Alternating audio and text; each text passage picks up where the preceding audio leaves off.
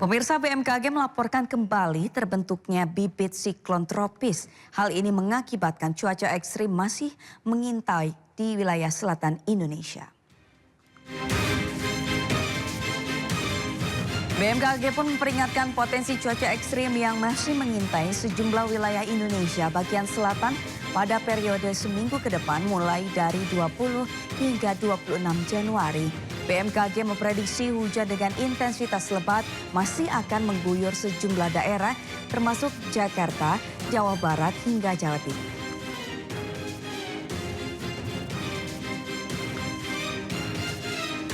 Kita beralih ke informasi lain pemirsa, jenazah perempuan kru pesawat ATR 42500 yang jatuh di kawasan Gunung Bulu Saraung, perbatasan Kabupaten Maros dan Pangkep tiba di Rumah Sakit Bayangkara Makassar. Proses identifikasi langsung dilakukan oleh tim DVI Bitokes Polda Sulawesi Selatan.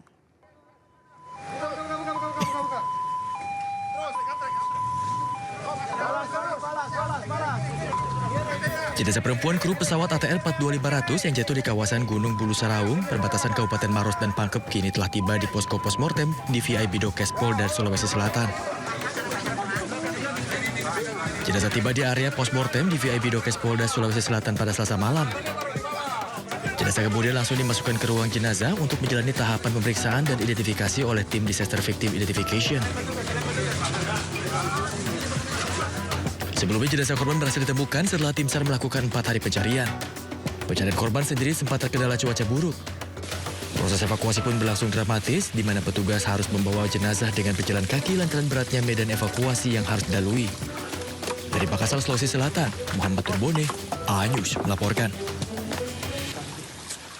Pencarian dan evakuasi korban pesawat ATR 42500 di kawasan Gunung Bulu Saraung, Kabupaten Pangkep, Sulawesi Selatan melibatkan belasan warga lokal pencari madu hutan.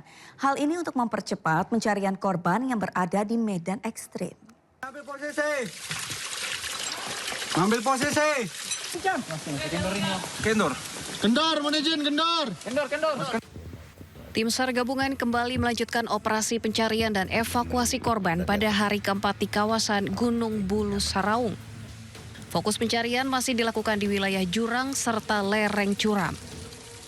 Operasi kali ini melibatkan belasan warga lokal yang sehari-hari berprofesi sebagai pencari madu hutan. Mereka dilibatkan karena dinilai sangat memahami karakter medan pegunungan, termasuk jalur-jalur terjal dan jurang curam yang sulit dijangkau oleh personel SAR. Untuk menjamin keselamatan seluruh personel, tim SAR menyiapkan berbagai kebutuhan logistik dan perlengkapan khusus untuk kemungkinan bermalam di puncak gunung. Korban kedua masih di lereng. Kalau yang pertama, Pak? Yang pertama sedang dalam kita usahakan untuk bisa turun. Warga lokalnya kita libatkan karena mereka ini kan pencari madu yang naik di sekitar ini, yang sudah lebih mengetahui medan-medannya. Nah itu yang sangat membantu. Baru saya mau naik. Ini 16 bergesing.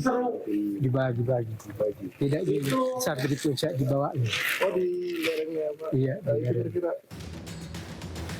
Proses evakuasi korban dari dasar jurang telah dilakukan menggunakan teknik tali rappelling. Kondisi medan yang sangat sulit serta pandangan terbatas akibat kabut tebal menjadi kendala utama dalam proses evakuasi menuju jalur pendakian di area puncak gunung. Dari Kabupaten Pangkep, Sulawesi Selatan, Udin Syahrudin, A-News melaporkan. Tim gabungan menemukan 2 korban jatuhnya pesawat ATR 42500 di lereng Gunung Bulu Saraung, Kabupaten Pangkep, Sulawesi Selatan.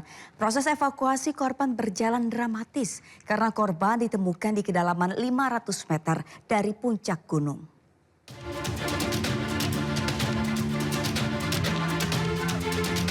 Evakuasi korban kecelakaan pesawat dari lereng Gunung Bulu Saraung berjalan dramatis. Tim SAR gabungan mengangkat jasad korban dengan tali dari kedalaman 500 meter di bawah tebing curam. Meski terkendala cuaca ekstrim dan kabut yang tebal, tim berupaya maksimal mengevakuasi korban dengan bergotong royong. Berdasarkan informasi awal, korban kedua berjenis kelamin perempuan, sedangkan korban pertama yang ditemukan sebelumnya berjenis kelamin laki-laki. Korban diperkirakan ada di kedalaman 500 meter dari puncak. 500 meter dari puncak. Ini korban kedua ya Pak ya? Korban kedua Pak ya? Iya. Jenis kelamin Pak. Kemarin kan lagi Pak. Iya. Nanti mungkin persisnya dari DVI, tapi dari informasi awal bahwa korban pertama yang kita temukan berjenis kelamin laki-laki, dan yang kedua informasi yang kita dapatkan berjenis. Sementara itu, sulitnya medan dan kondisi cuaca dalam operasi pencarian membuat beberapa personil mengalami kelelahan. Bahkan, 1 orang personil harus digendong oleh rekan timnya karena kelelahan dan pingsan usai turun dari puncak Gunung Bulu Saraung. Ia langsung dibawa ke puskesmas tidak jauh dari posko gabungan untuk mendapatkan perawatan oleh tim medis. Tim Liputan iNews melaporkan. Harapan keluarga Farhan Gunawan, co-pilot pesawat ATR 42500 yang jatuh di Gunung Bulu Saraung, Sulawesi Selatan kembali menguat. Tim SAR menemukan handphone milik co-pilot Farhan di kawasan hutan Kabupaten Pangkajane dan Kepulauan.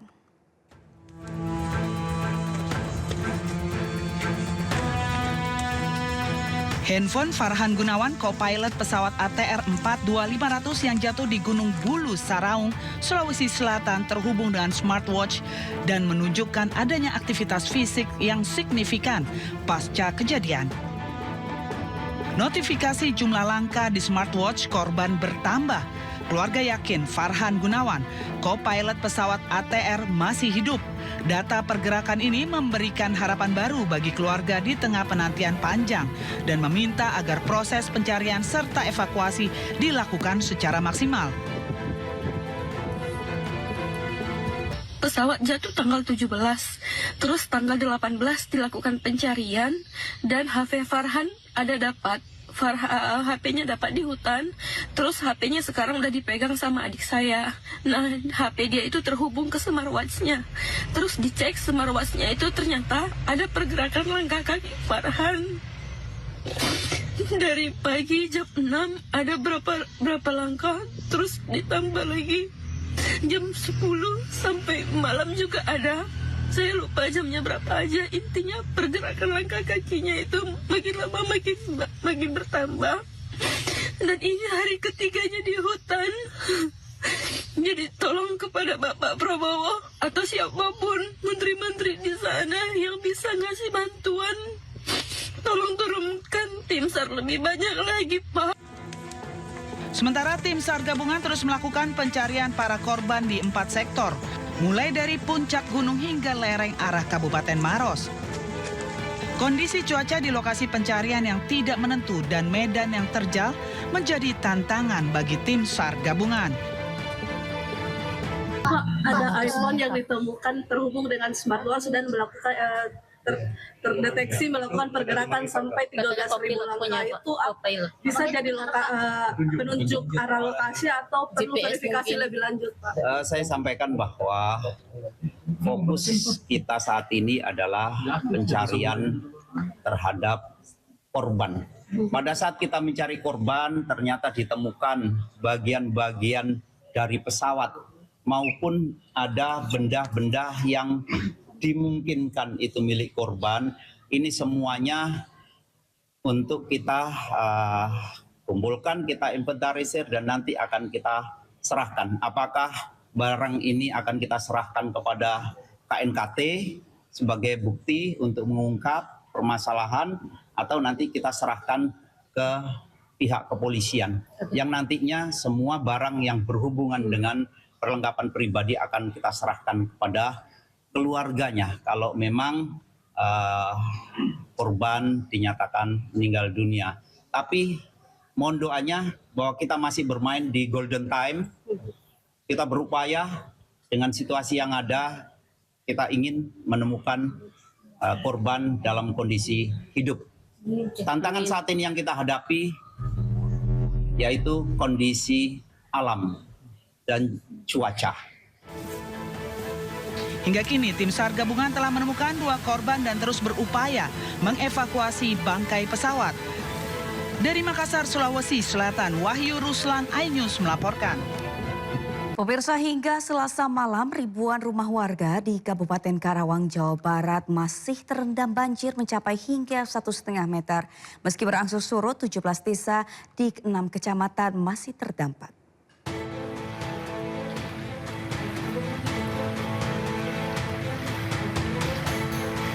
Memasuki hari ketiga, banjir setinggi 1,5 meter masih merendam permukiman warga di Kabupaten Karawang, Jawa Barat. Pada Selasa malam, data menunjukkan banjir yang sebelumnya merendam 12 kecamatan di 29 desa kini berangsur surut.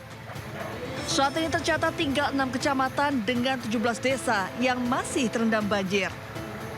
Banjir paling parah terjadi di Dusun Kampek, Desa Karangligar dengan ketinggian air masih mencapai hingga 1,5 meter. Di dusun ini, 667 rumah terendam dan 2.562 jiwa masih mengungsi. Distribusi bantuan logistik dan kebutuhan dasar terus dilakukan. Dari Karawang, Jawa Barat, Rudi Setiawan, iNews melaporkan. Pemirsa, banjir kembali merendam permukiman warga di Kampung Kampek, Teluk Jambe Barat, Karawang, Jawa Barat. Tidak hanya rumah warga, banjir juga merendam belasan rumah panggung program Gubernur Jawa Barat Deddy Mulyadi yang dibangun untuk mengatasi banjir di wilayah Karangligar. Masjid, ruang guru. Banjir setinggi lebih dari 3 meter merendam hingga atap pemukiman warga Kampung Kampek, Desa Karangligar, Kecamatan Teluk Jambe Barat, Kabupaten Karawang, Jawa Barat. Sedikitnya 132 rumah terdampak dan 472 warga terpaksa mengungsi ke tempat yang lebih aman. Selain merendam rumah warga, akses jalan lumpuh total dan hanya dapat dilalui menggunakan perahu darurat. Tidak hanya rumah warga, banjir juga merendam belasan rumah panggung program Gubernur Jawa Barat Deddy Mulyadi yang dibangun untuk mengatasi banjir di wilayah Karangligar. Banjir terjadi karena tingginya intensitas hujan yang menyebabkan sungai meluap dan sistem drainase tidak mampu menampung debit air. Warga berharap banjir segera surut serta adanya penanganan serius agar bencana banjir serupa tidak terus terulang setiap tahunnya. Tim Liputan iNews melaporkan.